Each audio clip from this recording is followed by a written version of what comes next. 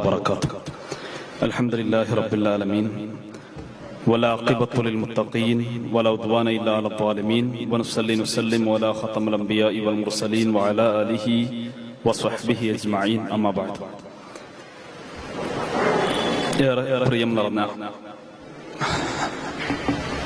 ആദർശ ബന്ധുക്കളെ, സംഘടനാ ഭാരവാഹികളെ, വെളിച്ചം എന്ന് പറയുന്ന ഒരു മഹത്തായ സംവിധാനത്തിന്റെ വർഷങ്ങളായി നടന്നുവരുന്ന ഇത്തിഹാദ് ശുബാനുൽ മുജാഹിദിന് കീഴിലുള്ള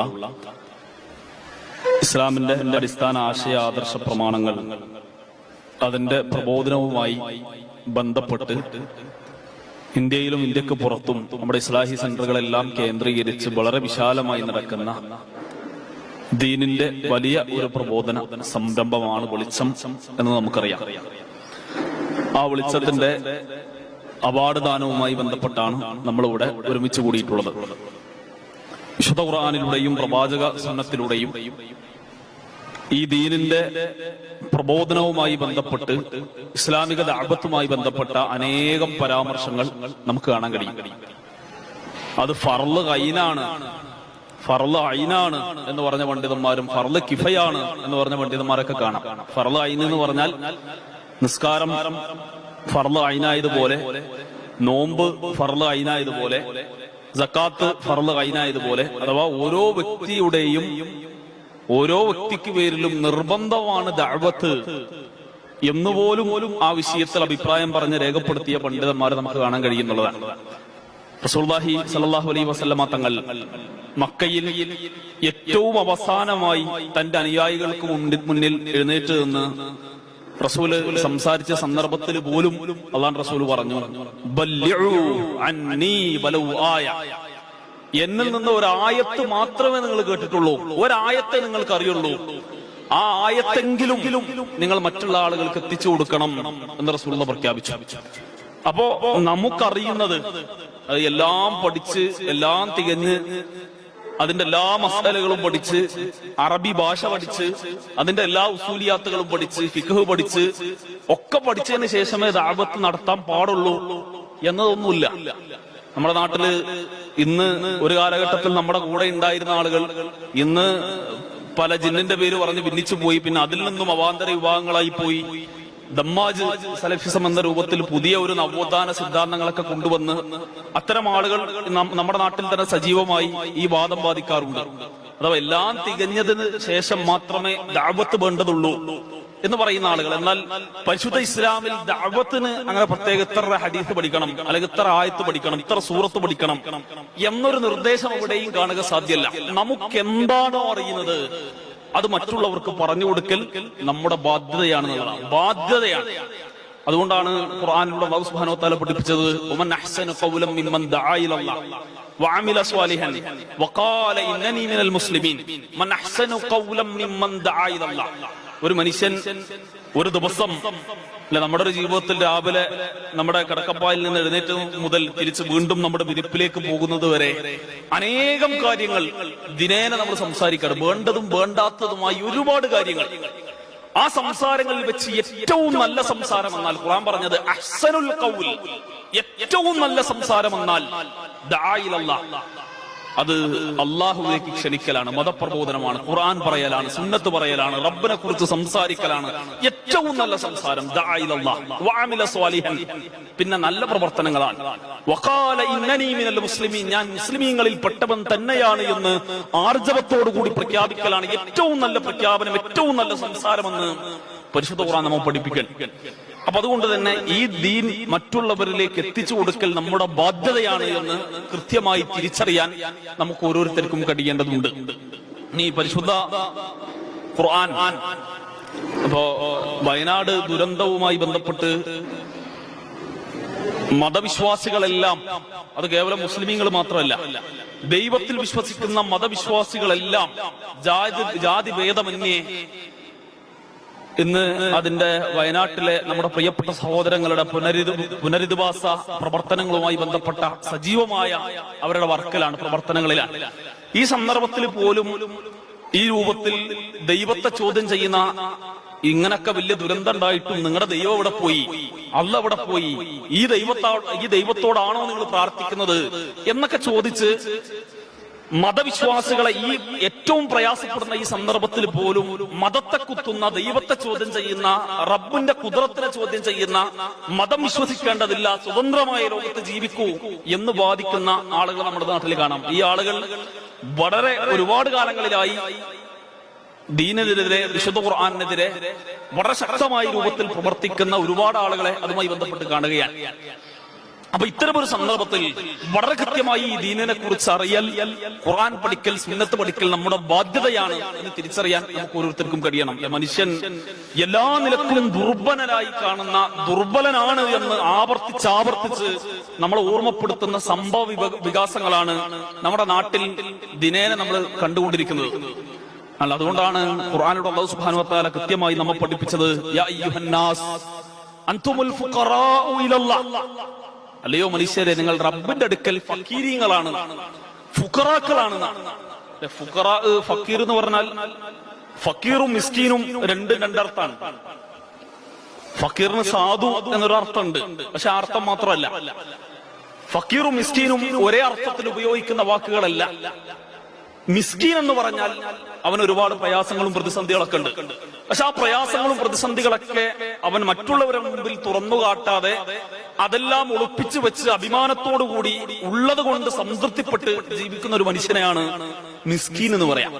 എന്നാൽ ഫക്കീർ എന്ന് പറഞ്ഞാൽ തന്റെ ജീവിതത്തിലുള്ള പ്രതിസന്ധികളെല്ലാം മറ്റുള്ളവന്റെ മുന്നിൽ എടുത്തു പറഞ്ഞ്, പ്രയാസങ്ങൾ എടുത്തു പറഞ്ഞ് എരന്ന് വാങ്ങുന്ന, അഥവാ മറ്റുള്ളവന്റെ മുമ്പിൽ കൈനീട്ടി നിൽക്കുന്ന യാചകനെയാണ് ഫക്കീർ എന്ന് പറയാം.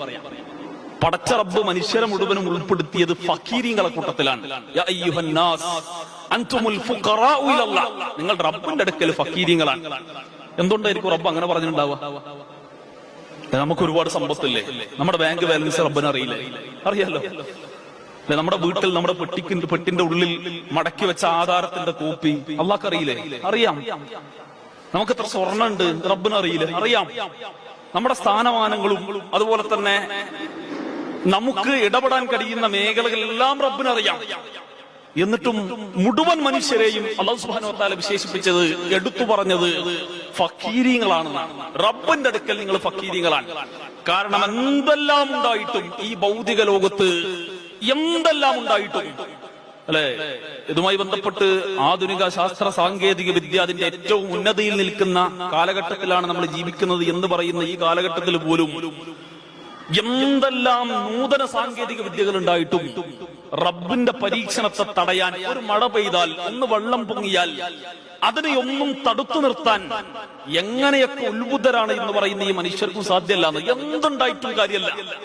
അള്ളാഹുവിന്റെ കുദറത്തിന് മുന്നിൽ, അള്ളാഹുവിന്റെ പരമാധികാരത്തിന് മുമ്പിൽ മനുഷ്യർ പൂർണ്ണമായും ദുർബലരാണ്, വൈഫീങ്ങളാണ് എന്ന് അല്ലാഹു സുബ്ഹാനഹു വ തആല ആവർത്തിച്ച് ചർവണം പോലെ വിശുദ്ധ ഖുർആനിന്റെ ആയത്തുകളിൽ നമ്മെ പഠിപ്പിക്കുന്നുണ്ട്. അപ്പൊ ഇതിൽ നിന്നെല്ലാം പാഠം ഉൾക്കൊള്ളാൻ, ഈ ദീനിന്റെ വടിയിൽ അടിയുറച്ചു നിൽക്കാൻ നമുക്ക് ഓരോരുത്തർക്കും കഴിയേണ്ടതുണ്ട് എന്ന് ആമുഖമായി സൂചിപ്പിക്കാൻ.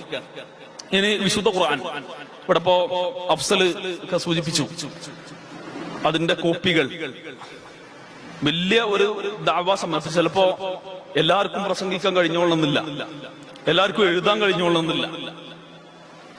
പക്ഷെ അതല്ലാത്ത രൂപത്തിലും പ്രബോധനം നടത്താനുള്ള വഴികളാണ് നമ്മുടെ മഹത്തായ സംഘടനാ സംവിധാനം നമുക്ക് മുമ്പിൽ ഒരുക്കി തരുന്നത്. ഘട്ടം ഘട്ടമായി വെളിച്ചം എന്ന് പറയുന്ന ഈ മഹത്തായ സംവിധാനത്തിന് കീഴിൽ ഘട്ടം ഘട്ടമായി ഏതു മനുഷ്യനും ചുരുങ്ങിയ സമയം കൊണ്ട് വായിച്ചു തീർക്കാൻ കഴിയുന്ന രൂപത്തിൽ ചില അധ്യായങ്ങൾ മാത്രം പ്രത്യേക സിലബസായി ഇറക്കുന്നു.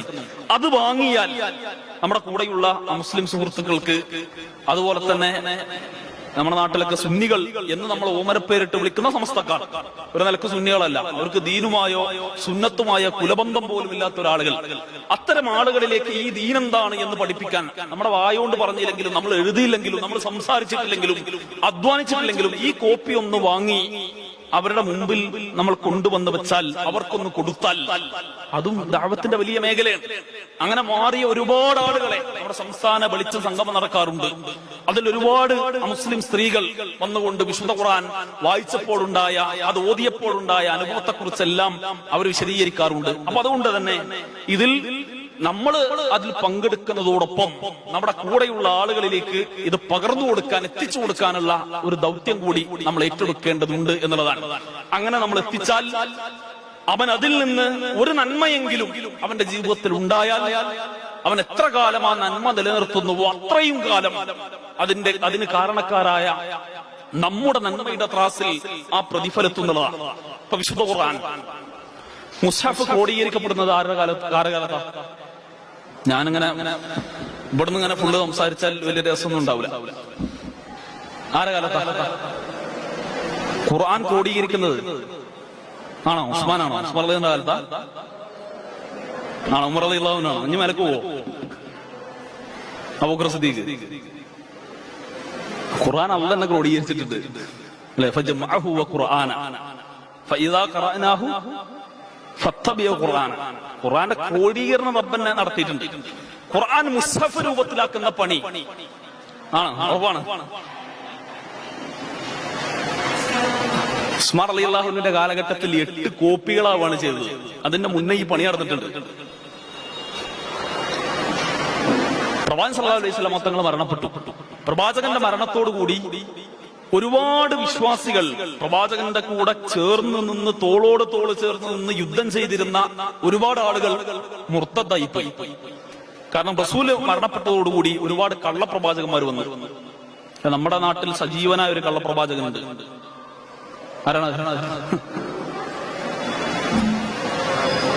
മിർസ ഗുലാം മുഹമ്മദ് ഖാദിയാനികൾ ഇന്നുണ്ട്.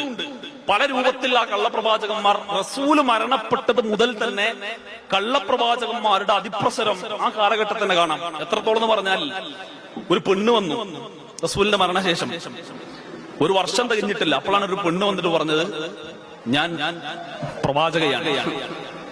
അപ്പൊ സ്വഹാബത്ത് ഹദീസ് ഓതി, പ്രവാചകൻ പറഞ്ഞിട്ടുണ്ടല്ലോ, ലാ നബിയ്യ ബഅദി, എനിക്കു ശേഷം പ്രവാചകനില്ല എന്ന് റസൂൽ പറഞ്ഞിട്ടില്ലേ, അപ്പൊ എങ്ങനെയാണ് ഇനി പ്രവാചകന്മാർ ഉണ്ടാവുക എന്ന് സ്വഹാബത്ത് ചോദിച്ചു. ആ പെണ്ണ് മറുപടി പറഞ്ഞു. റസൂൽ എന്താ പറഞ്ഞത്? ലാ നബിയ്യ ബഅദി, എനിക്ക് ശേഷം നബിയില്ല എന്നാണ്. നബിയത്തില്ലാതെ പറഞ്ഞിട്ടില്ലല്ലോ എന്നുപോലും പറഞ്ഞുകൊണ്ട് പ്രവാചക വേഷമണിഞ്ഞ് സ്ത്രീകൾ പോലും ആ രംഗത്ത് വന്നു എന്നുള്ളതാണ്. അങ്ങനെ ഒരുപാട് കള്ളപ്രവാചകന്മാർ റസൂലിന്റെ മരണശേഷം ഉണ്ടായി. അതിലറിയപ്പെട്ട ഒരുത്തനാണ് മുസൈലിമത്തുൽ കദ്ദാബ്. മുസൈലിമത്തുൽ കദ്ദാബ് എന്ന് പറയുന്ന കള്ളപ്രവാചകൻ. മുസൈലിമയുടെ കൂടെ ഒരുപാട് ആളുകൾ പോയി. മുസൈലിമയുടെ പ്രവാചകത്വം അംഗീകരിച്ച് ഒരുപാട് ആളുകൾ മുസൈലിമത്തുൽ കദ്ദാബിന് പിന്നാലെ പോയി. അങ്ങനെ മുസൈലിമത്തുൽ കദ്ദാബുമായി അബൂബക്കർ സിദ്ദീഖ് റളിയല്ലാഹു അൻഹുവിന്റെ കാലഘട്ടത്തിൽ ഒരു വലിയ യുദ്ധം നടന്നു. 40,000-ഓളം വരുന്ന മുസ്ലിം സൈന്യമാണ് ആ യുദ്ധത്തിൽ പങ്കെടുത്തത്. നിങ്ങൾ ആലോചിക്കണം, മുസ്ലിം സൈന്യത്തിന്റെ കൂട്ടത്തിൽ നിന്ന് 40,000-ഓളം വരുന്ന സൈന്യം മുസൈലിമയെ നേരിടാൻ പോയിട്ടുണ്ടെങ്കിൽ, അപ്പൊ അത്രയേറെ ആളുകൾ മുസൈലിമയിൽ വിശ്വസിച്ചിരുന്നു. ഒരാള് സ്വഹാബിയാവണമെന്നുള്ള മാനദണ്ഡം എന്താ? ഒരാളെ സ്വഹാബി എന്ന് പറയണമെങ്കിൽ അതിന്റെ ക്വാളിറ്റി എന്താ? മുസ്ലിം ആവണം. മുസ്ലിം ആവല അടിസ്ഥാനം. പിന്നെ എന്നാ കണ്ടിരിക്കണം. കണ്ടാ മാത്രം മതിയോ? പിന്നെ കണ്ട് മുസ്ലിമായി തന്നെ എന്ത് ചെയ്യണം? അവൻ മരണപ്പെടണം. റസൂലുള്ളാഹി സ്വല്ലല്ലാഹു അലൈഹി വസല്ലം തങ്ങൾ ജീവിച്ച കാലഘട്ടത്തിൽ തന്നെ കൂടെ ഉണ്ടായിരുന്ന ആളുകൾ മുസൈലിമത്തുൽ കദ്ദാബിന് പിന്നാലെ പോയി. ഒരുപാട് ആളുകൾ പോയി. 40,000-ഓളം വരുന്ന മുസ്ലിം സൈന്യമാണ് അവരെ നേരിടാൻ വേണ്ടി യമാമയിലേക്ക് പോയത്. ആ സൈന്യത്തിന്റെ സൈന്യാധിപൻ ആരാന്നറിയോ?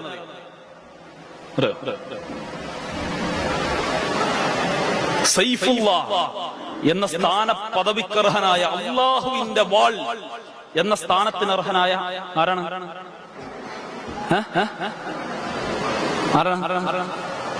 കേൾക്കണില്ല? ഖാലിദ് ബിൻ വലീദ് റളിയല്ലാഹു അൻഹു. ഖാലിദ് ബിൻ വലീദ് റളിയല്ലാഹു അൻഹുവിന്റെ നേതൃത്വത്തിലുള്ള സംഘം അതിന്റെ കൂടെ, മുസ്ലിം സൈന്യത്തിന്റെ കൂടെ ചേർന്നപ്പോഴാണ് ആ സൈന്യം വിജയിക്കുന്നത്. മാസങ്ങളോളം നീണ്ടുനിന്ന യുദ്ധമാണ് യമാമയിലെ യുദ്ധം. യമാമ യുദ്ധം വളരെ ശ്രദ്ധേയമാണ്. യമാമയിൽ മുസൈലിമത്തുൽ കദ്ദാബിനെ കൊല്ലുന്ന ആരാന്നറിയോ? മുസൈലിമത്തുൽ കദ്ദാബിനെ കൊല്ലുന്ന ആരാ? വഹ്ഷി അറിയോ? വഹ്ഷി ഹംസ റളിയല്ലാഹു അൻഹുവിന്റെ ഘാതകൻ എന്ന് ചരിത്രത്തിൽ അറിയപ്പെട്ട വഹ്ഷി. എന്തുകൊണ്ടാണ് ഹംസ റളിയല്ലാഹു അൻഹുവിനെ കൊന്നത്? അബൂ സുഫിയാന്റെ ഭാര്യയായ ഹിന്ദിന് ഹംസ റളിയല്ലാഹു അൻഹുവിനോടുണ്ടായിരുന്ന അടങ്ങാത്ത പക. പക ഉണ്ടാവാനുള്ള കാരണം എന്താ? ബദർ യുദ്ധത്തിൽ രണ്ട് സൈന്യവും തമ്മിൽ ഏറ്റുമുട്ടുന്നതിന് മുമ്പ് ദ്വന്ദ്വയുദ്ധമാണ് നടക്കുന്നത്. ദ്വന്ദ്വയുദ്ധം ഞാനിത് ഇവിടെ പറഞ്ഞിട്ടുണ്ടോ മുമ്പ്? ആ പരിപാടിക്ക് വന്നപ്പോ അല്ല, കേട്ടുകണക്കെ തന്നോട് കേട്ടോളൂ. അന്ന് ബദർ യുദ്ധത്തിന്റെ രണ്ട് സൈന്യം ഏറ്റുമുട്ടുന്നതിന് തൊട്ടു മുമ്പ് ദ്വന്ദ്വയുദ്ധമാണ് നടക്കുന്നത്. അഥവാ ശത്രുക്കളുടെ കൂട്ടത്തിൽ നിന്ന് നേതാവായിരുന്ന ഉത്തുബത്ത് ബിൻ റബിയയുടെ നേതൃത്വത്തിൽ 3 ആളുകൾ സൈന്യത്തിൽ നിന്ന്, മുശ്രിക്കുകളുടെ സൈന്യത്തിൽ നിന്ന് മുന്നോട്ട് വന്ന് മുസ്ലിം സൈന്യത്തെ വെല്ലുവിളിച്ചു. ഞങ്ങളുമായി നേരിടാൻ ആരുണ്ടടാ എന്ന് വെല്ലുവിളിക്കുന്നു.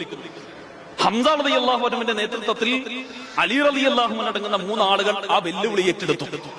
അങ്ങനെ ഈ 3 ആളുകൾ രണ്ട് സൈന്യത്തിൽ നിന്ന് മുന്നോട്ട് വന്ന് പോരാടുകയാണ്. ഓരോ ആളുകൾ ഓരോരുത്തരുമായി. അതിൽ ഹംസ റളിയല്ലാഹു അൻഹു നേരിടുന്നത് ഉത്തുബത്ത് ബിൻ റബിയയാണ്. വളരെ ശക്തമായ പോരാട്ടം നടന്നു. ചരിത്രത്തിൽ കാണാം, ഉത്തുബ എന്ന് പറയുന്ന മനുഷ്യൻ മുന്നിൽ വന്നിട്ടില്ലാത്ത രൂപത്തിൽ രണ്ടായി പിളർത്തി കളഞ്ഞു. അങ്ങനെ ഒരു മനുഷ്യൻ തന്നെ മുന്നിലില്ലാത്ത രൂപത്തിൽ വളരെ ശക്തമായ രൂപത്തിൽ പോരാടി ഉത്തുബത്ത് ബിൻ റബിയയെ ഹംസ റളിയല്ലാഹു അൻഹു കൊന്നു. ഈ ഉത്തുബത്ത് ബിൻ റബിയ ഹിന്ദിന്റെ പിതാവാണ്, ഹിന്ദിന്റെ വാപ്പയാണ്. യുദ്ധം കഴിഞ്ഞതിന് ശേഷം യുദ്ധാനന്തരം ഹിന്ദ് അന്വേഷിച്ചു തന്റെ വാപ്പയെ കൊന്നതാരാണ്. അപ്പൊ അത് ഹംസ റളിയല്ലാഹു അൻഹുവാണ്. അങ്ങനെ ആ ദേഷ്യം, വെറുപ്പ് മനസ്സിലിട്ട് അങ്ങനെ കൊണ്ടു നടന്ന് അത് വലിയ വിദ്വേഷവും വെറുപ്പുമായി മാറി. അങ്ങനെ ഹിന്ദ് ഒരു അവസരത്തിന് വേണ്ടി കാത്തിരുന്നു ഹംസ റളിയല്ലാഹു അൻഹുവിനെ കൊല്ലാൻ. കാത്തിരുന്ന് ഉഹുദിന്റെ രണഭൂമെത്തി. ഹംസ റളിയല്ലാഹു അൻഹുവിനെ കൊല്ലാൻ വേണ്ടിയുള്ള എല്ലാ പദ്ധതികളും തയ്യാറാക്കി. അബൂ സുഫിയാന്റെ അടിമയായ വഹ്ഷിക്ക് ഹിന്ദ് കൊട്ടേഷൻ നൽകി. കൊട്ടേഷൻ കൊടുത്ത് കൊല്ലാൻ, ഹംസ റളിയല്ലാഹു അൻഹുവിനെ കൊല്ലാൻ. സ്വർണവും മുത്തും പവിഴവും വഹ്ഷി എന്ന് പറയുന്ന നീഗ്രോക്കാരനായ എത്യോപ്യക്കാരനായ അടിമയുടെ ഭാരത്തിനൊത്ത് പട്ടും അടിമയായിരുന്ന വഹ്ഷിക്ക് സ്വതന്ത്രവും വാഗ്ദാനം ചെയ്ത് ഹിന്ദു കൊട്ടേഷൻ കൊടുക്കുകയാണ്. വഹ്ഷി ആ കൊട്ടേഷൻ ഏറ്റെടുത്തു. എന്നിട്ട് കൃത്യമായി അൽബിദായത്ത് വന്നിഹായ പോലെയുള്ള ചരിത്ര ഗ്രന്ഥത്തിൽ അതിന്റെ വിശദീകരണം കാണാം. വഹ്ഷി പ്രത്യേകം ഒരു ചാട്ടുളി ഉണ്ടാക്കിയ, ഇരുതല മൂർച്ചയുള്ള ചാട്ടുളി ഹംസ റളിയല്ലാഹു അൻഹുവിനെ കൊല്ലാൻ വേണ്ടി പ്രത്യേകം നിർമ്മിച്ചു. അദ്ദേഹം പ്രത്യേകം അതിനുവേണ്ടി പരിശീലിച്ചു. കാരണം മക്കയിലെ ഗർജിക്കുന്ന സിംഹം എന്നറിയപ്പെട്ട ശക്തനായ പോരാളിയായിരുന്നു ഹംസ റളിയല്ലാഹു അൻഹു. മുന്നിൽ വന്നാൽ ശത്രുവാണ് മുന്നിലെങ്കിൽ വളരെ ശക്തമായ രൂപത്തിൽ ഹംസ റളിയല്ലാഹു അൻഹു നേരിടും. മുന്നിൽ ചെന്ന് നിൽക്കാൻ മക്കക്കാർക്കെല്ലാം പേടിയായിരുന്നു. മക്കയുടെ സംരക്ഷനായ ജാഹിലിയ കാലഘട്ടത്തിൽ തന്നെ മക്കയുടെ സംരക്ഷനായി അറിയപ്പെട്ട ഹംസ റളിയല്ലാഹു അൻഹു. അങ്ങനെ അദ്ദേഹത്തെ കൊല്ലാൻ വേണ്ടി പ്രത്യേകം വഹ്ഷി തയ്യാറെടുത്തു. അങ്ങനെ ഉഹുദിന്റെ രണഭൂമിയിൽ ഒളിഞ്ഞിരുന്നുകൊണ്ട് ഹംസ റളിയല്ലാഹു അൻഹുവിനെ വഹ്ഷി എറിഞ്ഞു വീഴ്ത്തി. ഒറ്റേറിൽ തന്നെ ഹംസ റളിയല്ലാഹു അൻഹു മരണപ്പെടുകയും ചെയ്തു. അങ്ങനെ ഉഹുദ് യുദ്ധാനന്തരം ഹിന്ദ് അടർക്കളത്തിലേക്ക് കടന്നു വന്ന് ഓരോ മൃതദേഹങ്ങളും പ്രത്യേകം തിരഞ്ഞ് ഹംസ റളിയല്ലാഹു അൻഹുവിന്റെ മൃതദേഹം പ്രത്യേകം തിരഞ്ഞെടുത്ത് അദ്ദേഹത്തിന്റെ നെഞ്ചകം പിളർത്തി കരട് പുറത്തെടുത്ത് ചവച്ചരച്ച് തുപ്പി എന്ന് ചരിത്രത്തിൽ കാണാം. പക്ഷെ ഈ ചരിത്രം അതിൽ പല അഭിപ്രായ വ്യത്യാസമുണ്ട്. ഷിയാക്കൾ ഉണ്ടാക്കിയതാണെന്നും അതല്ലാന്നും എന്നൊക്കെ വിശദീകരിക്കുന്ന പണ്ഡിതന്മാർ ഇസ്ലാമിക ലോകത്തുണ്ട്. അപ്പൊ ഞാൻ പറഞ്ഞത്, ആ വഹ്ഷി പിന്നീട് വഹ്ഷി ഇസ്ലാം സ്വീകരിക്കുന്നുണ്ട്. ഈ അബൂ സുഫിയാനും ഹിന്ദും അടിമയായ വഹ്ഷിയും ഇവർ 3 ആളും കൂടെ ഒരു സമയത്താണ് ഇസ്ലാം സ്വീകരിക്കുന്നത്. അറിയോ? മക്കം ഫതഹിന്റെ സമയത്ത് ഈ 3 ആളുകൾ കൂടെ റസൂലുള്ളാഹിന്റെ അടുക്കൽ വരികയാണ്. തല താത്തിയിട്ടാ വരുന്നത്. കാരണം മുഴുവനും തന്നെ ആട്ടിപ്പുറത്താക്കപ്പെട്ട മക്ക എന്ന് പറയുന്ന നാടിന്റെ പരമാധികാരം മുഴുവനും റസൂലുള്ളാഹിയുടെ കയ്യിലാണ്. റസൂലുള്ള എന്ത് കൽപ്പിച്ചോ സ്വഹാബത്ത് മുഴുവനും അത് അവിടെ നടപ്പിലാക്കാൻ വേണ്ടി കാത്തിരിക്കുകയാണ്. ആ സഭയിലേക്കാണ് താഴ്മയോടുകൂടി അബൂ സുഫിയാനും ഹിന്ദും വഹ്ഷിയും വരുന്നത്. ഇവർ വന്ന് ഷഹാദത്ത് ചൊല്ലി. പക്ഷെ വഹ്ഷിയെ കണ്ടപ്പോ റസൂലുള്ള മുഖം തിരിച്ചു. എന്നിട്ട് വഹ്ഷിയോട് പറഞ്ഞു, വഹ്ഷി, നിന്നെ കാണുമ്പോ എനിക്ക് എന്റെ ഹംസയെ ഓർമ്മ വരുന്നു, എന്റെ ഹംസയെ ഓർമ്മ വരുന്നു. പ്രവാചകൻ തിങ്ങിപ്പൊട്ടിയെ. പ്രവാചകൻ മുഖം തിരിച്ചു, സങ്കടം കൊണ്ടാ. പ്രവാചകന്റെ സങ്കടം കണ്ടപ്പോ വഹ്ഷി ആ നാടെന്നെ വിട്ടുപോകാൻ വേണ്ടി തീരുമാനിക്കുക. പ്രവാചകനെ സങ്കടപ്പെടുത്താൻ ഞാനില്ല എന്ന് പറഞ്ഞ് ഇസ്ലാം സ്വീകരിച്ചതിന് ശേഷം വഹ്ഷി റളിയല്ലാഹു അൻഹു അവിടുന്ന് റസൂലുള്ളയുടെ ജീവിത കാലഘട്ടത്തിൽ തന്നെ വഹ്ഷി നാട് വിട്ടുപോയി. അങ്ങനെ പ്രവാചകന്റെ കാലം കഴിഞ്ഞു. അബൂബക്കർ സിദ്ദീഖ് റളിയല്ലാഹു അൻഹുവിന്റെ കാലഘട്ടത്തിൽ മുസൈലിമത്തുൽ കദ്ദാബുമായിട്ടുള്ള യുദ്ധവാർത്ത വഹ്ഷി അറിഞ്ഞു. അങ്ങനെ വഹ്ഷി ആ നാട്ടിൽ നിന്ന് അന്ന് ഹംസ റളിയല്ലാഹു അൻഹുവിനെ കൊല്ലാൻ ഉപയോഗിച്ച അതേ ചാട്ടുളി കൊണ്ട് വഹ്ഷി യമാമ യുദ്ധത്തിന്റെ അടർക്കളത്തിലേക്ക് വരിക. എന്നിട്ട് യുദ്ധത്തിലേക്ക് ഇറങ്ങുന്നതിന് മുമ്പ് വഹ്ഷി പ്രഖ്യാപിക്കുന്ന ഒരു പ്രഖ്യാപനം ചരിത്ര പ്രസിദ്ധമാണ്. വഹ്ഷി പറയുന്നുണ്ട്, അന്ന് ജാഹിലിയത്തിൽ ഹംസയെ കൊല്ലാൻ ഉപയോഗിച്ച അതേ ചാട്ടുളി കൊണ്ട് ഇസ്ലാമിന്റെ ശത്രുവായ മുസൈലിമത്തുൽ കദ്ദാബിനെ ഞാൻ കൊല്ലും എന്ന് പറഞ്ഞിട്ടാണ് വഹ്ഷി അടർക്കളത്തിലേക്ക് ഇറങ്ങുന്നത്. ആ യുദ്ധത്തിൽ മുസൈലിമത്തുൽ കദ്ദാബിനെ കൊല്ലുന്നതും വഹ്ഷിയാണ്. വഹ്ഷി അദ്ദേഹത്തിന്റെ കുന്തമറിഞ്ഞു. മുസൈലിമത്തുൽ കദ്ദാബിന്റെ വയറിന് തൊട്ട് താഴ്ഭാഗത്ത് അത് തുളച്ചു കയറി പുറകിലൂടെ പുറത്തു വന്നു. രക്തം ഛർദിച്ചാണ് മുസൈലിമത്തുൽ കദ്ദാബ് മരണപ്പെട്ടത് എന്ന് കൃത്യമായി ചരിത്ര രേഖകളിൽ കാണാം. ആ യമാമ യുദ്ധം വളരെ ചരിത്ര പ്രസിദ്ധമായ യമാമ യുദ്ധം എന്ന ആ യമാമ യുദ്ധത്തിൽ മുസ്ലിം സൈന്യമാണ് വിജയിച്ചത്. പക്ഷേ ആഴ്ചകളോളം മാസങ്ങളോളം നീണ്ടുനിന്ന യമാമ യുദ്ധാനന്തരം ഒരുപാട് ഹാഫിളീങ്ങളായ സ്വഹാബിമാർ മരണപ്പെട്ടുപോയി. ഖുർആൻ മുഴുവനും മനഃപ്പാടമാക്കിയ ഹിഫ്ദുള്ള സ്വഹാബിമാർ ഷഹീദായി. ആ സമയത്ത് ഉമർ ഇബ്നു ഖത്താബ് റളിയല്ലാഹു അൻഹു ആണ് ആദ്യമായി ഈ നിർദ്ദേശം മുന്നോട്ട് വെക്കുന്നത്. മുസ്ഹഫ്, വിശുദ്ധ ഖുർആൻ മുസ്ഹഫ് രൂപത്തിലാക്കണം. അതുവരെ ഈന്തപ്പനയുടെ മട്ടലിൽ, അതുപോലെ തന്നെ തോലിൽ, പലകയിലെല്ലാം കൊത്തിവെക്കപ്പെട്ട ഖുർആൻ അത് മുസ്ഹഫ് രൂപത്തിൽ, ഒരു കിതാബ് രൂപത്തിലാക്കണം എന്ന ആശയം ആദ്യമായി മുന്നോട്ട് വെക്കുന്നത് ഉമർ ഇബ്നു ഖത്താബ് റളിയല്ലാഹു അൻഹു. അങ്ങനെ ഒരുപാട് ഇസ്ലാമിക ചരിത്രത്തിൽ വളരെ വിപ്ലവാത്മകമായ ഒരുപാട് പ്രഖ്യാപനങ്ങൾ മുന്നോട്ട് വെക്കുന്ന ആള് മഹാനായ ഉമർ ഇബ്നു ഖത്താബ് റളിയല്ലാഹു അൻഹു ആണ്. ഒരു ഗ്രന്ഥം തന്നെ കാണാം. അഥവാ ഉമർ റളിയല്ലാഹു അൻഹു, റസൂലുള്ളാഹിക്ക് വഹി ഇറങ്ങിയിട്ടില്ല. ഉമർ റളിയല്ലാഹു അൻഹു പറഞ്ഞൊരു കാര്യം പിന്നീട് റസൂലിന് വഹിയായിട്ട് വരുന്ന പല സന്ദർഭങ്ങളും, അഥവാ ബാങ്കിന്റെ ലഫ്ള് അല്ലാഹു അക്ബർ അല്ലാഹു അക്ബർ എന്ന ആ ലഫ്ള് ആദ്യം സ്വപ്നം കാണുന്നത് ഉമർ ഇബ്നു ഖത്താബ് റളിയല്ലാഹു അൻഹു ആണ്. അതുവരെ ബാങ്ക് എന്ന് പറഞ്ഞൊരു സംവിധാനം ഇല്ലായിരുന്നു. ആളുകളെ അറിയിക്കാൻ മറ്റു പല സംവിധാനങ്ങളാണ് ഉപയോഗിച്ചിരുന്നത്. ഉമർ ഇബ്നു ഖത്താബ് റളിയല്ലാഹു അൻഹു ഇത് സ്വപ്നം കാണുന്നു. ഈ സ്വപ്നം റസൂലുള്ളാഹിന്റെ അടുക്ക വന്ന് ഉമർ പറയാൻ, ഇത് ഉമർ റളിയല്ലാഹു അൻഹു വന്ന് പറഞ്ഞതിന് ശേഷമാണ് റസൂലുള്ളാഹി അതിനെ സത്യപ്പെടുത്തുന്നത്. അഥവാ വാനലോകത്ത് നിന്ന് റബ്ബിന്റെ വഹി ഇറങ്ങുന്നു. അത് തന്നെയാണ്, അഥവാ ഉമർ ഇബ്നു ഖത്താബ് റളിയല്ലാഹു അൻഹു പറഞ്ഞ ആ വാക്കു തന്നെയാണ് നമസ്കാരത്തിന്റെ അറിയിപ്പായി പ്രഖ്യാപിക്കേണ്ടത്. അങ്ങനെ ഒരുപാട് സംഭവമുണ്ട്. ഇൻഷാ അല്ലാഹ് പിന്നീട് ഒരു സമയത്ത് ഒരുപാട് സംഭവങ്ങൾ ഉമർ ഇബ്നു ഖത്താബ് റളിയല്ലാഹു അൻഹുവിന്റെ ഇസ്ലാം സ്വീകരണവുമായി ബന്ധപ്പെട്ടെല്ലാം അദ്ദേഹം അങ്ങനെ ചിന്തിക്കുന്ന വാക്കുകൾ റസൂല് വഹിയായി പറയുന്ന അനേകം കാര്യങ്ങൾ കാണാൻ കഴിയും. അപ്പോ ഉമർ ഇബ്നു ഖത്താബ് റളിയല്ലാഹു അൻഹുവാണ് വിശുദ്ധ ഖുർആൻ ക്രോഡീകരിക്കാനുള്ള ചിന്ത, ആലോചന മുന്നോട്ട് വെക്കുന്നത്. ഉമർ ഇബ്നു ഖത്താബ് റളിയല്ലാഹു അൻഹുവിന്റെ ദീർഘവീക്ഷണം മനസ്സിലാക്കി അബൂബക്കർ സിദ്ദീഖ് റളിയല്ലാഹു അൻഹു ആ നിർദ്ദേശം ഏറ്റെടുത്തു. അങ്ങനെ അബൂബക്കർ റളിയല്ലാഹു അൻഹുവും ഉമർ റളിയല്ലാഹു അൻഹുവും കൂടെ ഒരു സ്വഹാബിയാണ് ഈ പണിയേൽപ്പിക്കുന്നത്. മുസ്ഹഫ് രൂപത്തിൽ ഖുർആൻ ക്രോഡീകരിക്കാനുള്ള പണിയേൽപ്പിക്കുന്നത് ഒരു സ്വഹാബി. ഇവർ രണ്ടാളുമല്ല പണിയെടുത്തത്. ഈ രണ്ടാളും കൂടെ അബൂബക്കർ റളിയല്ലാഹു അൻഹു ഉമർ റളിയല്ലാഹു അൻഹുവും കൂടെ ഒരു സ്വഹാബിയെ ഈ പണിയേൽപ്പിക്കുന്നു. ആ സ്വഹാബി ആരാണ്? നമ്മൾ ഇന്ന് ഓതുന്ന വിശുദ്ധ ഖുർആനിന്റെ എല്ലാ കോപ്പികളിലും ആദ്യത്തെ പേജിൽ ആ സ്വഹാബിന്റെ പേര് കാണാം.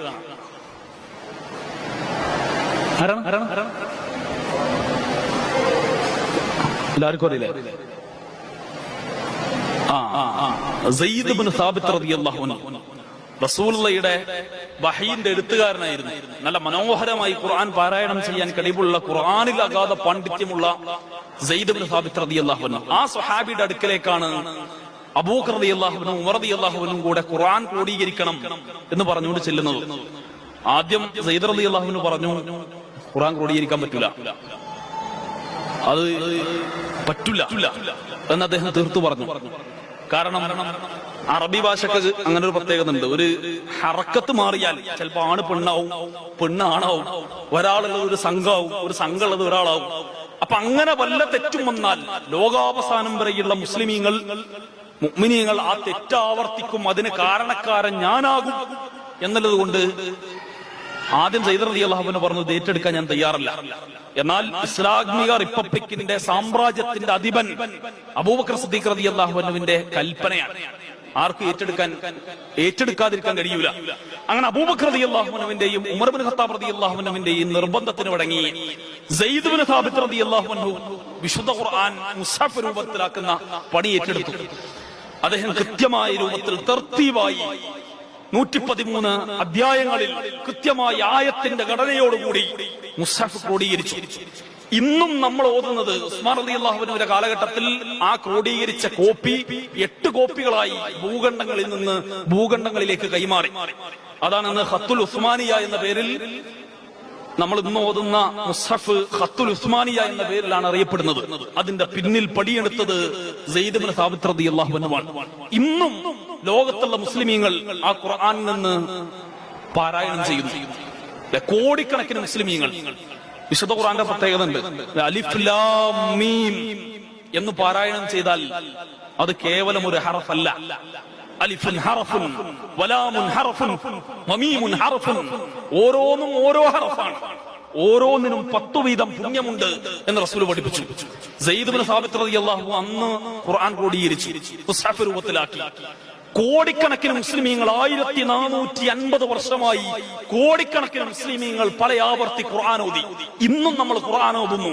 ലോകാവസാനം വരെ ഇനി അവസാനമായി ഏത് മുസ്ലിം ജീവിച്ചിരിക്കുന്നുവോ അത്രയും മുസ്ലിമീങ്ങൾ ഓരോ ദിവസവും വിശുദ്ധ ഖുർആനിൽ നിന്ന് ആയത്തുകൾ പാരായണം ചെയ്യുന്നു. ലോകത്ത് ഇന്ന് 800 കോടി മനുഷ്യർ, അതിൽ ഭൂരിപക്ഷം വരുന്ന 2ാമത്തെ മതവിഭാഗം മുസ്ലിമീങ്ങൾ, ഒരുപാട് മുസ്ലിം രാഷ്ട്രങ്ങൾ, കോടിക്കണക്കിന് മുസ്ലിമീങ്ങൾ ഓരോ ദിവസവും ഖുർആനിൽ നിന്ന് ആയത്തുകൾ ഓതുന്നു. നമ്മൾ ഇന്ന് ഒരായത്ത് ഓതിയാൽ ആ ഓരോ ആയത്തിന്റെയും ഓരോ ഹറഫിന്റെയും പുണ്യത്തിന്റെ ഒരു ഭാഗം സയ്യിദ് ഇബ്നു സാബിത്ത് റളിയല്ലാഹു അൻഹുവിന്റെ ഖബറിലേക്ക് എത്തും. കോടിക്കണക്കിന് മുസ്ലിമീങ്ങൾ ഓതുന്ന ഓരോ ആയത്തിന്റെയും ഓരോ ഹറഫിന്റെയും പുണ്യത്തിന്റെ ഒരു ഭാഗം സയ്യിദ് ഇബ്നു സാബിത്ത് റളിയല്ലാഹു അൻഹുവിന്റെ ഖബറിലേക്ക് എത്തുന്നു. ഇതാണ് ഖുർആന്റെ പ്രത്യേകത. മഹാനായ അമാനി മൗലവി റഹിമഹുല്ലാഹ്, അമാനി മൗലവി മാത്രമാണോ ഖുർആൻ എഴുതിയത്? വേറെ ആരാളുള്ളത്? തഫ്സീർ അമാനി എന്നാ പറയാ. ഷമാനി മൗലവി മാത്രമല്ല, 3 ആളുകൾ അതിന്റെ പിന്നിൽ പണിയെടുത്തിട്ടുണ്ട്. ആരൊക്കെയാണ്? ഒന്നാമാനി മൗലവി, പിന്നെ ഇന്ന് കേരളത്തിൽ നമ്മൾ വഹാബികളാണ്, നവീനവാദികളാണ്, പുത്തംവാദികളാണ് എന്ന് പറയുന്ന സമസ്തക്കാര് പോലും, അഥവാ ഞാൻ ആലപ്പുഴ ജില്ലയിലാണ് ഫത്വ പറയുന്നത്. തെക്കൻ മേഖലയിൽ ദക്ഷിണ കേരളയുടെ ഒരുപാട് പള്ളികളിൽ ഞാൻ തന്നെ കണ്ടിട്ടുണ്ട് നമ്മൾ അമാനി മൗലവിന്റെ തഫ്സീർ. അതിന് 4 വോള്യം അവരുടെ ഷെൽഫിലൊക്കെ വളരെ സുന്ദരമായി വെക്കുകയും അതിൽ നിന്ന് റഫർ ചെയ്യുന്ന അതിന്റെ ആളുകളെ തന്നെ കാണാം. തബ്ലീഗ് ജമാഅത്തിന്റെ ആളുകളെ എല്ലാം, അഥവാ കേരളത്തിലെ പൊതുസമൂഹം അംഗീകരിക്കുന്ന രൂപത്തിലേക്ക് അമാനി മൗലവിയുടെ തഫ്സീർ മാറി എന്നുള്ളതാണ്. ഒന്ന് അമാനി മൗലവിയാണ്, പിന്നെ മുഹമ്മദ് അമാനി മൗലവി, രണ്ടാമത്തെ അലവി മൗലവി, അലവി മൗലവി റഹിമഹുല്ലാഹ്, പിന്നെ ഒരാളും കൂടെ ഉണ്ട്,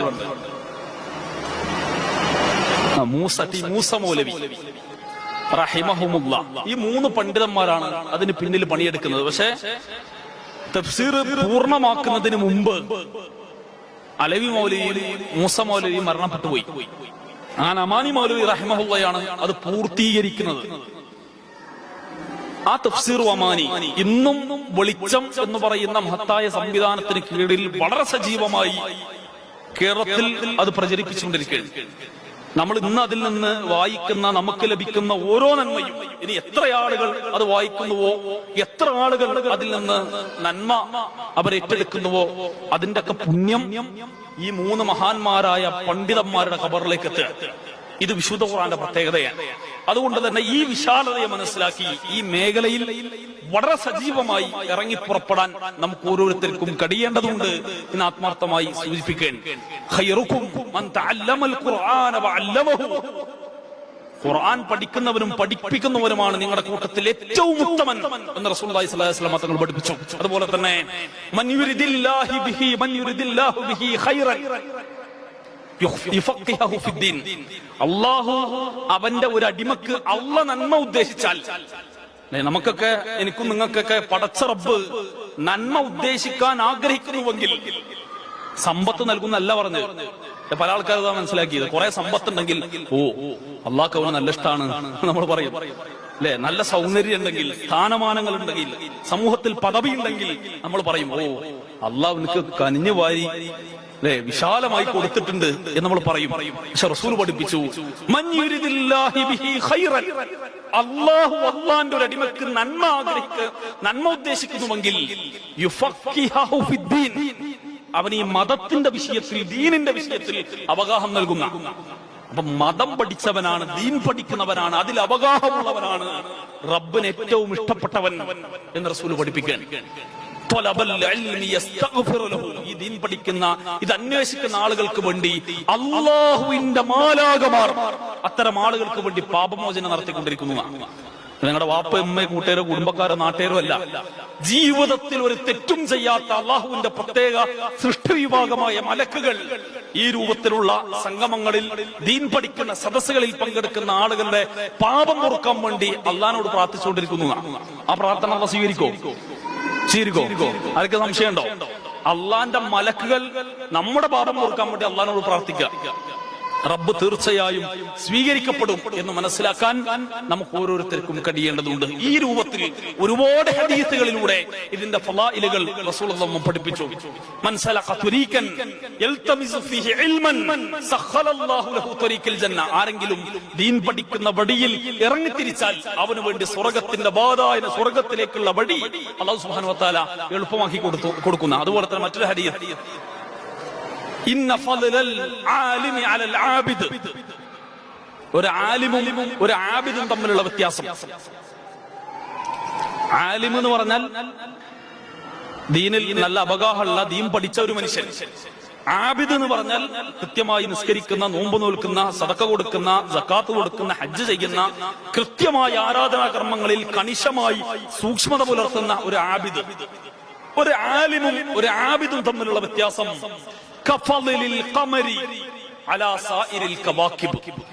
നമ്മള് രാത്രി മാനത്തേക്ക് നോക്കിയാൽ നക്ഷത്രങ്ങളിൽ നിന്ന് ചന്ദ്രൻ എങ്ങനെ വ്യത്യസ്തമാക്കപ്പെട്ടു നിൽക്കുന്നുവോ ആ രൂപത്തിൽ ആബിദിൽ നിന്ന് ആലിമ് വ്യത്യസ്തനാണ് എന്ന് റസൂൽ പഠിപ്പിച്ചു. അത്രയേറെ ഉന്നതമായ പദവി ഇത്തരം ആളുകൾക്കുണ്ട് എന്ന് റസൂൽ പറയാൻ. അൽ ഉലമാഉ വറസത്തുൽ അംബിയ. ഉലമാക്കൾ എന്ന് പറഞ്ഞാൽ, ഖുർആൻ പഠിച്ചവരെന്ന് പറഞ്ഞാൽ, സുന്നത്ത് പഠിച്ചവരെന്ന് പറഞ്ഞാൽ അവർ അമ്പിയാക്കന്മാരുടെ പിന്തലമുറക്കാരാണ്. ഇന്നൽ അംബിയ ലം യുവരിസു ദീനാറൻ വലാ ദിർഹമ.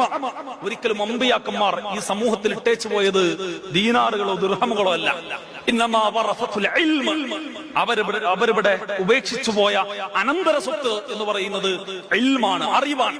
മൻ അഖദഹു. ആരെങ്കിലും അത് നേടിയെടുത്താൽ അഖദ ബിഹല്ലിൻ വാഫിരിൻ. അവനെല്ലാം നേടിയെടുത്തവനെ പോലെയായി എന്ന് റസൂലുള്ളാഹി സ്വല്ലല്ലാഹു അലൈഹി വസല്ലം തങ്ങൾ പഠിപ്പിച്ചു. അതുകൊണ്ട് തന്നെ ഞാനിത് പറഞ്ഞത് ഈ മേഖലയിൽ വളരെ ശക്തമായ രൂപത്തിൽ ശ്രദ്ധ കേന്ദ്രീകരിക്കാൻ നമുക്ക് ഓരോരുത്തർക്കും കഴിയണം. അതുപോലെ തന്നെ ഒരു മുസ്ലിമിനെ സംബന്ധിച്ചിടത്തോളം വിശുദ്ധ ഖുർആൻ എന്ന് പറയുന്നത് അവന്റെ ഏറ്റവും അടിസ്ഥാനപരമായ പ്രമാണമാണ്. മുസ്ലിമിന്റെ പ്രമാണങ്ങൾ ഏതൊക്കെയാണ്? മുസ്ലിമിന്റെ പ്രമാണം ഏതൊക്കെയാണ്? ഖുർആനും സുന്നത്തും ആണോ? ഖുർആനും സുന്നത്തുള്ളൂ?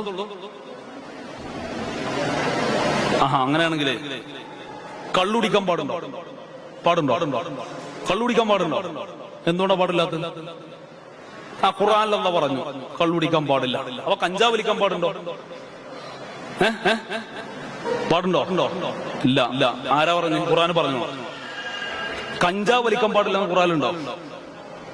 ഹാൻഡ്സ് വെക്കാൻ പാടില്ല എന്ന് ഖുർആനിലുണ്ടോ? കൊക്കൈൻ യൂസ് ചെയ്യാൻ പാടില്ല എന്ന് ഹദീസിലുണ്ടോ? വേറെ മക്കളോട് ചോദിച്ചത് പറഞ്ഞുതരും പേരൊക്കെ, പുതിയ പേരുകളൊക്കെ.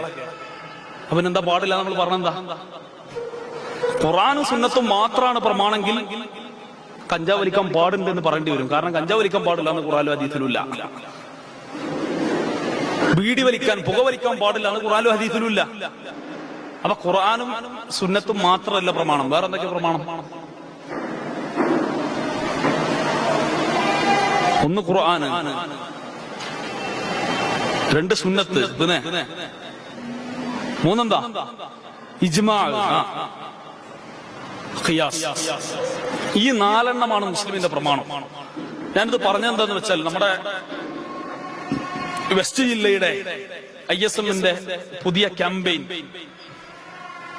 തൗഹീദുമായി ബന്ധപ്പെട്ട്, എന്റെ പ്രത്യേക ശീർഷകം തന്നെ തൗഹീദ് നിർഭയത്വമാണ്.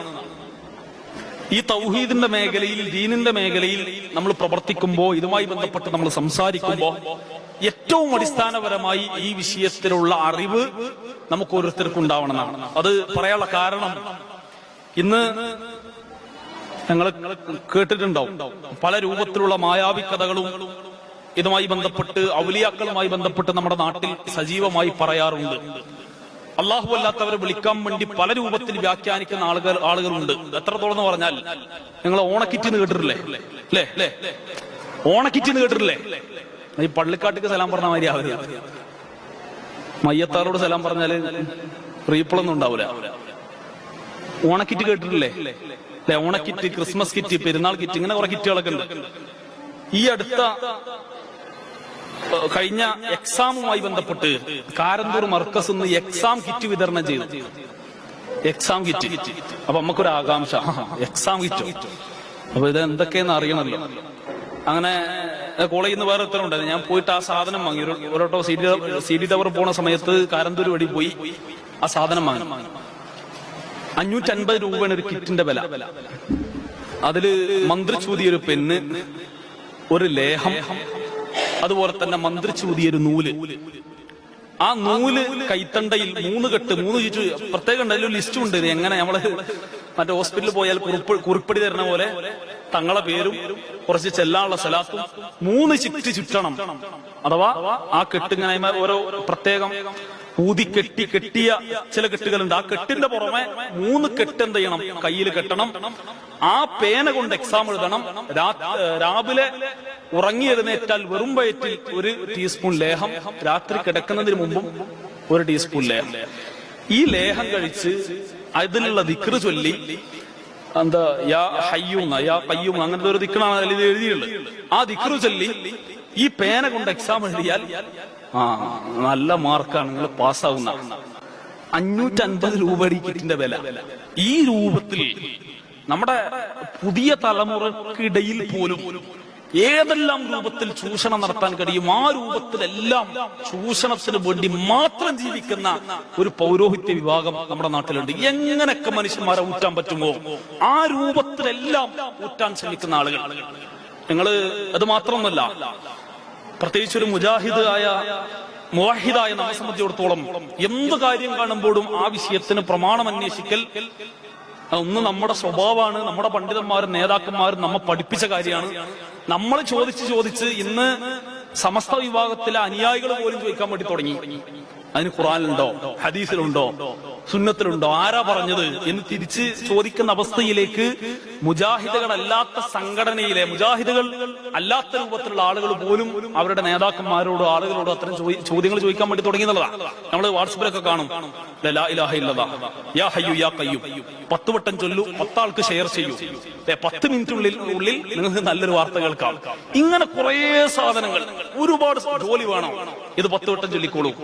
പണ്ട് പറഞ്ഞ പോലെ ഗൾഫിൽ കുടുങ്ങിയാൽ ബത്താഖല്ല, വിസന്റെ ഡേറ്റ് കഴിഞ്ഞു, എന്നാ ഈ ദിക്റ് ചൊല്ലിക്കോ, ഡേറ്റ് റെഡിയാണ്, പോയിക്കോ, കയറി പോവാ എന്നൊക്കെ പറഞ്ഞിട്ട് ഈ രൂപത്തിൽ ഏതെല്ലാം മേഖലയിൽ ദീന് വിറ്റ് കാശാക്കാൻ കഴിയുമോ ആ രൂപത്തിലെല്ലാം പ്രവർത്തിക്കുന്ന ആളുകൾ. അപ്പോ ഒരു ദീനിന്റെ പേരിൽ ഒരു കാര്യം നമ്മൾ കാണുമ്പോൾ, അത് സലാത്തായാലും ദിക്റായാലും പുതിയ ഒരു രൂപമായാലും ഭാവമായാലും ഒരു തേട്ടമായാലും എന്താണെങ്കിലും ഈ പ്രമാണങ്ങളുമായി മാറ്റുരക്കാൻ നമുക്ക് ഓരോരുത്തർക്കും കഴിയേണ്ടതുണ്ട്. 1 ഖുർആൻ, 2 സുന്നത്ത്, 3 ഇജ്മാ, 4 ഖിയാസ്.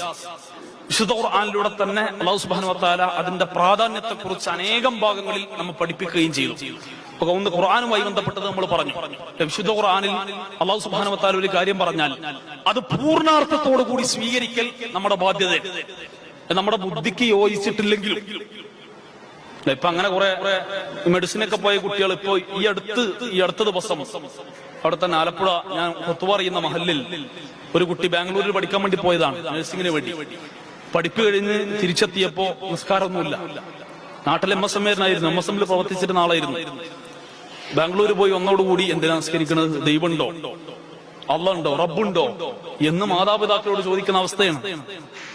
അവനോട് കല്യാണം കഴിക്കാൻ വേണ്ടി കല്യാണം കഴിക്കണ്ടോ, എന്റെ കാര്യങ്ങളൊക്കെ നടക്കുന്നുണ്ട്, എന്തിനാ കല്യാണം കഴിക്കേണ്ടതുണ്ടോ എന്ന് ചോദിക്കുന്ന മക്കളോട്, മാതാപിതാക്കളോട് തിരിച്ചു ചോദിക്കുന്ന മക്കൾ ജീവിക്കുന്ന ഒരു കാലഘട്ടം. അതുകൊണ്ട് തന്നെ ഈ വിഷയത്തിൽ നമ്മുടെ ബുദ്ധിക്ക് യോജിച്ചിട്ടില്ലെങ്കിലും പരിശുദ്ധ ഖുർആനിൽ റബ്ബ് ഒരു കാര്യം പറഞ്ഞാൽ, ഇപ്പൊ മൂസാ നബി വടി നിലത്തിട്ടപ്പോ പാമ്പായി, തിരിച്ച് പാമ്പിനെ പിടിച്ചപ്പോ വടിയായി. വടി നിലത്ത് കിടുമ്പോ പാമ്പാവേ, തിരിച്ച് പാമ്പിനെ പിടിച്ചപ്പോ വടിയാവുക. ചിലപ്പോ നമുക്ക് തോന്നിയേക്കാം നമ്മുടെ ബുദ്ധിക്ക് യോജിച്ചു എന്ന് വരില്ല. എന്നാൽ റസൂലുള്ളാഹി സ്വല്ലല്ലാഹു അലൈഹി വിശുദ്ധ ഖുർആനിൽ അല്ലാഹു സുബ്ഹാനഹു വ തആല ഒരു കാര്യം പറഞ്ഞാൽ അത് പൂർണ്ണാർത്ഥത്തോടു കൂടി സ്വീകരിക്കൽ നമ്മുടെ ബാധ്യതയാണ്.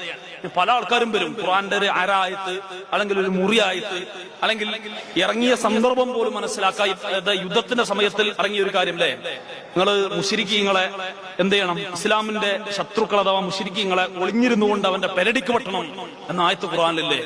ഇത് മാനുഷിക വിരുദ്ധമല്ലേ, ഇത് തീവ്രവാദമല്ലേ എന്നൊക്കെ ചോദിച്ച് പലരും വരും. എന്നാൽ പടച്ച റബ്ബ് ഖുർആനിൽ ഒരു കാര്യം പറഞ്ഞാൽ അത് അരയായാലും മുറിയായാലും അതിലൊരു മാനുഷിക വിരുദ്ധം ഉണ്ടാവില്ല, അത് തെറ്റാവില്ല എന്ന് ഏറ്റവും അടിസ്ഥാനപരമായി നമ്മുടെ വിശ്വാസം റെഡിയാക്കാൻ വിശുദ്ധ ഖുർആന്റെ വിഷയത്തിൽ കണിശമായ നിലപാട് സ്വീകരിക്കാൻ നമുക്ക് കഴിയണം. അത് ഇനിയുള്ള കാലഘട്ടത്തിൽ ഇപ്പൊ ചിലപ്പോൾ നിങ്ങൾക്ക് അതിന്റെ പ്രാധാന്യം മനസ്സിലായി വരില്ല. കാരണം അങ്ങനെയല്ലോ, നമ്മുടെ കുടുംബത്തിൽ ഒരാൾ ഉണ്ടാവോളം നമുക്കത് വലിയ പ്രശ്നമാവൂല. ഇനി പ്രത്യേകിച്ചും പുതിയ കാലഘട്ടത്തിൽ ഈ രൂപത്തിലുള്ള പല ചർച്ചയിലേക്കും ആധുനിക സമൂഹം പോകുമ്പോ ഇതിനെക്കുറിച്ച് ചർച്ച ചെയ്യലും പഠിക്കലും നമ്മുടെ ബാധ്യതയാണ്. ഒന്ന് ഖുർആൻ, രണ്ട് സുന്നത്ത്. നമ്മള് എല്ലാ ഹദീസുകളും സ്വീകരിക്കാറുണ്ടോ? ഉണ്ടോ ഉണ്ടോ ഉണ്ടോ ഉണ്ടോ എല്ലാ ഹദീസും നമ്മൾ സ്വീകരിക്കോ? ഇമാം ബുഖാരി തന്നെ ലക്ഷക്കണക്കിന് ഹദീസുകൾ ക്രോഡീകരിച്ചിട്ട് അതില് 6000 ശില്ലാനം 7000 താഴെ ഹദീസുകൾ മാത്രമാണ് അദ്ദേഹം രേഖപ്പെടുത്തിയത്. അപ്പൊ എല്ലാ ഹദീസുകളും സ്വീകരിക്കാൻ പറ്റുമോ? ഇല്ല. ഹദീസുകളിൽ സ്വഹീഹായ ഹദീസ്, ആ സ്വഹീഹായത് തന്നെ റസൂലുള്ളാഹി പറഞ്ഞു എന്ന് സ്ഥിരപ്പെട്ടാൽ നമ്മുടെ ബുദ്ധിക്ക് യോജിച്ചിട്ടില്ലെങ്കിലും അത് സ്വീകരിക്കൽ ബാധ്യതയാണ്. അപ്പൊ സംസം വെള്ളം കുടിച്ചിട്ടില്ലേ? അല്ലേ, കുടിച്ചിട്ടുണ്ട്. സാധാ വെള്ളം കുടിച്ചിട്ടില്ലേ? രണ്ടും തമ്മിൽ എന്തെങ്കിലും സ്വയ വ്യത്യാസം ഉണ്ടോ? എന്റെ രുചി വ്യത്യാസം, മണം, നിറം. ചിലപ്പോ നമ്മൾ പറയും, ഓ സംസം സെറ്റാണ്, പവറാണ്, കുടിച്ചാൽ നല്ല എനർജിയാണ് എന്നൊക്കെ നമ്മുടെ സമാധാനത്തിന് വേണ്ടി നമ്മൾ പറയും. പക്ഷേ അത് തമ്മിൽ ഒരു മാറ്റമില്ലെങ്കിലും റസൂലുള്ളാഹി പറഞ്ഞു സംസത്തിന് പ്രാധാന്യമുണ്ട്.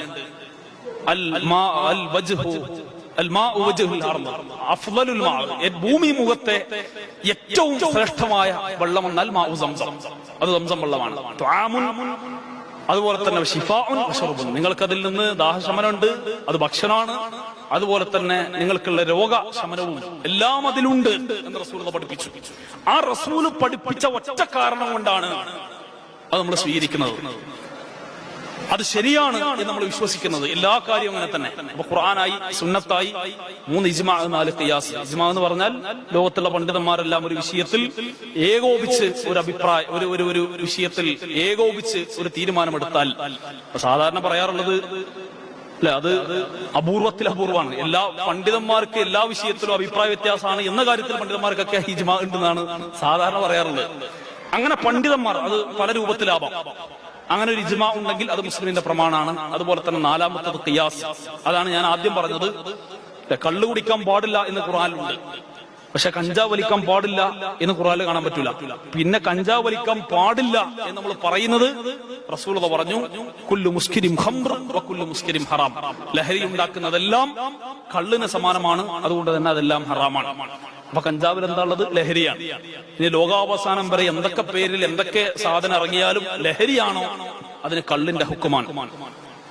കുല്ലു മുസ്കിരിൻ ഖംർ വ കുല്ലു മുസ്കിരിൻ ഹറാം. അപ്പൊ ഈ രൂപത്തിൽ നമ്മുടെ പ്രമാണങ്ങളെ ഏറ്റവും അടിസ്ഥാനപരമായി ശ്രദ്ധിക്കാനും ഈ വിഷയത്തിൽ ശ്രദ്ധ കേന്ദ്രീകരിക്കാനും നമുക്ക് ഓരോരുത്തർക്കും കഴിയേണ്ടതുണ്ട്. തൗഹീദിന്റെ വിഷയത്തിൽ വളരെ അടിസ്ഥാനപരമായി ഇപ്പോ ഒരു ജാഹിലിയത്ത് ഉമർ ഇബ്നു ഖത്താബ് റളിയല്ലാഹു അൻഹു പറഞ്ഞൊരു വാക്ക് ശ്രദ്ധയാണ്. ജാഹിലിയത്ത് അറിയാത്ത ആളുകൾ ഉണ്ടാകുമ്പോഴാണ് ഈ കെട്ട് അടിഞ്ഞു പോകുന്ന, നമ്മൾ നല്ല ശക്തമായ ഒരു കെട്ട്, അതിലൊരു ഒരു ഒരു ഒരു വള്ളി പൊട്ടിപ്പോയാൽ അതെങ്ങനെ ഉരിഞ്ഞു ചാടുന്നുവോ ആ രൂപത്തിൽ ഇസ്ലാം ആളുകൾക്കിടയിൽ നിന്ന് പോയിക്കൊണ്ടിരിക്കുന്ന ജാഹിലിയത്ത് അറിയണം. ഇപ്പോ നമ്മുടെ മുജാഹിദ് ഫാമിലികളിൽ ഏകദേശം സമസ്തയിൽ നിന്ന് വന്ന ആളുകളായിരിക്കും ഇപ്പോ മുജാഹിദ് പ്രസ്ഥാനത്തിലുള്ള അത്യാവശ്യം തലമുതിർന്ന കാരണവന്മാരെല്ലാം പഴയകാല ജാഹിലിയത്തൊക്കെ അറിയുന്ന ആളുകളാണ്. അതിൽ നിന്ന് ഇങ്ങോട്ട് വന്നതുകൊണ്ട് ഈ ആദർശത്തിന്റെ പ്രാധാന്യം കൃത്യമായ രൂപത്തിൽ ഉൾക്കൊള്ളാനും ഇതിന്റെ പ്രബോധന മേഖലയിൽ അഥവാ കേരളക്കരയിൽ മുജാഹിദ് പ്രസ്ഥാനമല്ലാതെ തൗഹീദ് പറയാൻ മറ്റൊരു കൂട്ടരുമില്ല എന്ന് വളരെ ശക്തമായി മനസ്സിൽ ഉറപ്പിക്കുകയും പ്രബോധന രംഗത്തേക്ക് ഇറങ്ങുകയും ചെയ്ത ആളുകൾ നമ്മുടെ കാരണവന്മാർ കാണായിരുന്നു. എന്നാൽ ഇപ്പോ നമ്മുടെ സംഘടന നേരിടുന്ന നമ്മുടെ മീറ്റിങ്ങുകളിൽ പോലും MSM-ന്റെയും ISM-ന്റെ ഒക്കെ മീറ്റിംഗിൽ സജീവമായി പറയാറുണ്ട്, ഇപ്പോ നിലവിൽ നമ്മുടെ സംഘടന നേരിടുന്ന ഏറ്റവും വലിയ പ്രയാസം എന്ന് പറഞ്ഞാൽ ഈ പറഞ്ഞ രൂപത്തിൽ മുജാഹിദ് വാപ്പയുടെയും മുജാഹിദ് ഉമ്മയുടെയും മക്കളായി പിറക്കുന്ന മക്കൾ, അഥവാ വാപ്പയുടെയും ഉമ്മയുടെയും മക്കൾ, പുതിയ MSM-കാർ, അവർക്ക് എന്താണ് ഈ ആദർശത്തിന്റെ പ്രാധാന്യം എന്താണ് എന്നറിയില്ല എന്നുള്ളതാണ്. ഇപ്പോ നബിദിനം വരാൻ പോവാണ്. എന്തുകൊണ്ട് നബിദിനം ആഘോഷിക്കാൻ പാടില്ല എന്ന് ചോദിച്ചാൽ പല മക്കളും പറയും, എന്റെ വാപ്പയമ്മ ആഘോഷിക്കണേ ഞാൻ കണ്ടിട്ടില്ല, അതുകൊണ്ട് ഞാനും ആഘോഷിക്കൂല എന്ന് പറയുന്ന അവസ്ഥയിലേക്ക് നമ്മുടെ മുജാഹിദുകളിലെ പുതിയ തലമുറ മാറിപ്പോയിക്കൊണ്ടിരിക്കുന്നു എന്നുള്ളത് വലിയൊരു പ്രയാസമാണ്. അപ്പോ അത് എന്തുകൊണ്ടാണ് നമ്മൾ ആഘോഷിക്കാത്തത്? ഓരോ വിഷയത്തിലും ഇതര സംഘടനകളിൽ നിന്ന് നമ്മൾ വ്യത്യസ്തമാക്കപ്പെട്ട് നിൽക്കുന്നത് എന്തുകൊണ്ടാണ് എന്ന് പഠിക്കലും പരിശോധിക്കലും നമ്മുടെ ബാധ്യത. ഓരോ വിഷയത്തിലും ഇപ്പോ മരിച്ചവര് കേൾക്കോ കേൾക്കൂലേ? കേൾക്കൂല. അപ്പൊ ഖബറില് മലക്കുകൾ വന്ന് ചോമർ റബ്ബുക മാ റബ്ബുക മിൻ ദീനുക നബിയുക കേൾക്കൂലേ? മലക്കുകൾ എന്ന് ചോദിക്കുമ്പോ കേൾക്കൂലേ? കേൾക്കൂലേ?